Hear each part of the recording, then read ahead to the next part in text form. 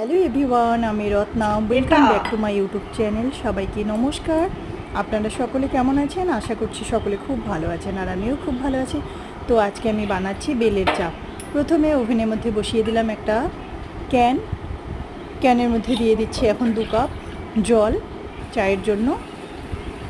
আর জল ফুটে উঠলে এর মধ্যে দিয়ে দিচ্ছি আমি বড় চামচ দিয়ে 1.5 চামচ চিনিটা দেওয়ার পরেও জলটাকে ভালো করে ফুটিয়ে নিচ্ছি।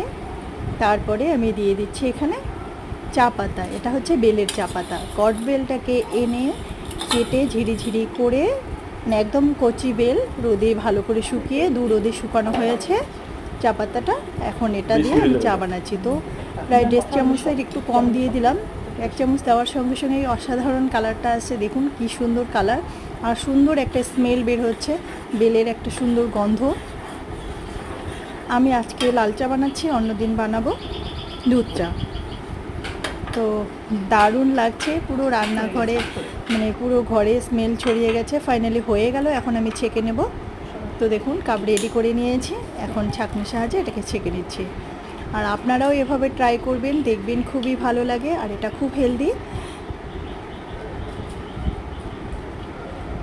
বেল তো স্বাস্থ্যের পক্ষে খুবই ভালো, আপনারা সকলে নিশ্চয়ই জানেন।